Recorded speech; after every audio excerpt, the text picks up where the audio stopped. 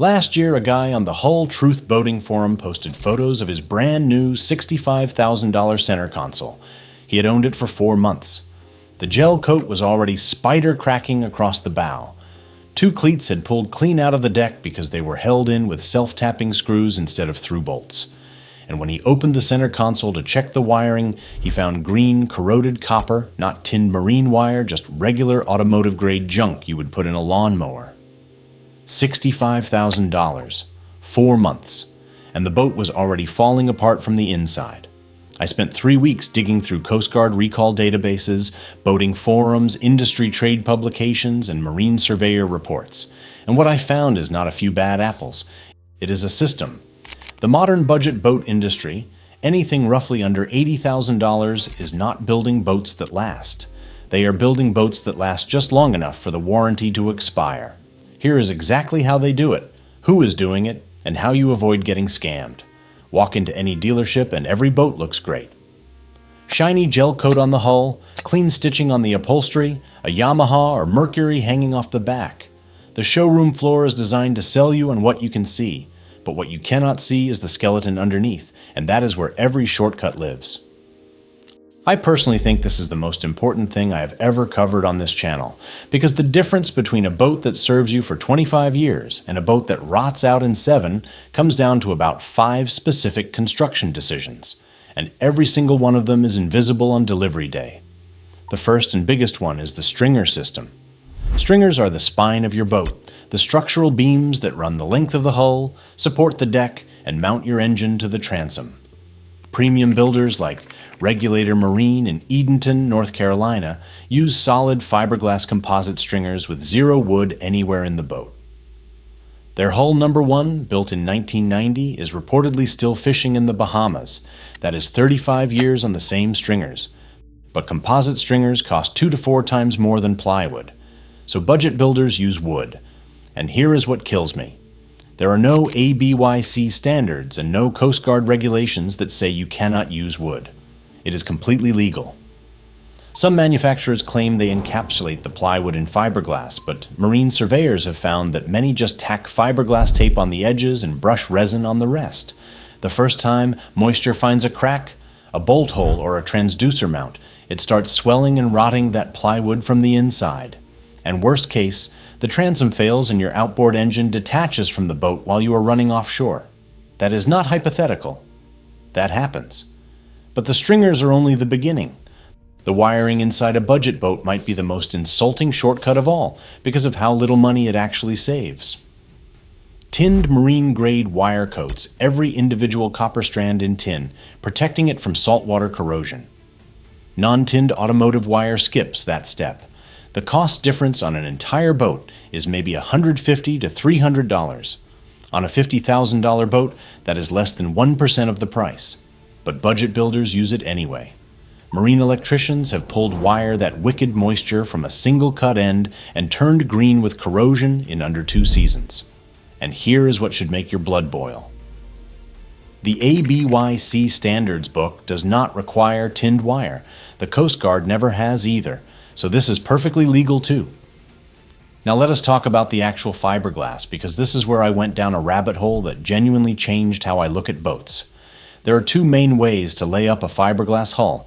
Hand layup, where craftsmen place pre-cut sheets of woven fiberglass cloth into a mold and saturate them with resin by hand, achieving a roughly 60-40 fiber-to-resin ratio.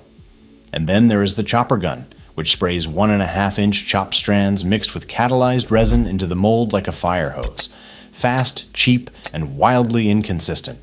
One industry professional put it bluntly: you cannot make a good quality boat with a chopper gun. The result is a heavier, weaker, resin-heavy laminate with random fiber orientation and inconsistent thickness across the hull. Bayliner, Tracker, Sea Fox, NauticStar. These brands are not mysteries. Bayliner alone has over 3,200 Coast Guard recalled boats across 14 complaint categories. On the Hull Truth, the largest boating forum in the world, Sea Fox earned the nickname the Bayliner of the 21st century. A brand new Mako had its center console detach from the deck during a turn and throw passengers into the water because it was glued instead of mechanically fastened.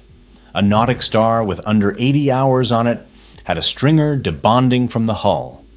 I am not cherry-picking horror stories here. These are documented, repeated, pattern failures across budget brands. So why did this happen? The answer is 2008. The recession gutted the marine industry. An estimated 75% of manufacturing jobs disappeared. About 180 factories closed in a single year. When the industry rebuilt, the experienced craftsmen were gone. Then COVID hit, and over 1 million first-time buyers flooded the market between 2020 and 2022. Factories hired anyone who could hold a roller. Dealers called it the worst quality they had seen in 40 years. Meanwhile, corporate consolidation turned boat brands into spreadsheet entries.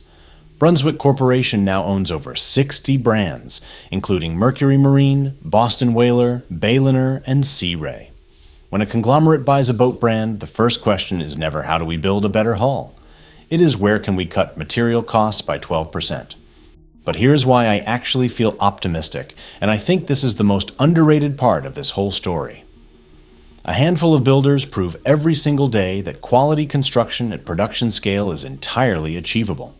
Regulator hand laminates every hull over 3 to 4 days with zero wood anywhere in the boat. Everything below the waterline is solid fiberglass. Everglades builds their boats around 6-pound density closed-cell foam, 3 times stronger than the industry standard. Scout Boats uses 100% hand-laid fiberglass with 0 chopper guns and 0 wood, and their reverse shoebox hull joint is chemically bonded for strength no screwed-together joint can match. Boston Whaler has been sawing boats in half since 1961 to prove their foam core construction is unsinkable. These boats exist. They cost more, yes. A 23-foot Scout runs $90,000 to $120,000, while a comparable Tidewater runs $60,000 to $80,000. But that Scout will be fishing 20 years from now. The Tidewater will be in a boatyard getting a $15,000 transom replacement that totals its remaining value. If you're shopping with $60,000 to $80,000, I am going to be honest with you, the smartest move might not be a new boat at all.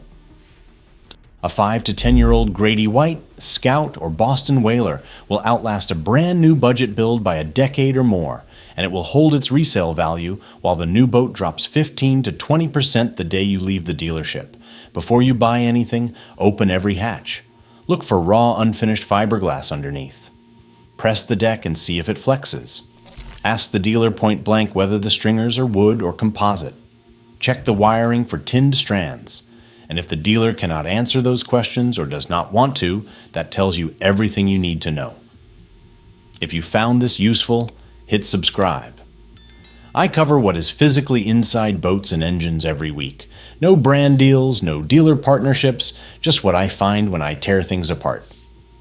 Check out my other videos on screen right now, and I'll see you on the next one.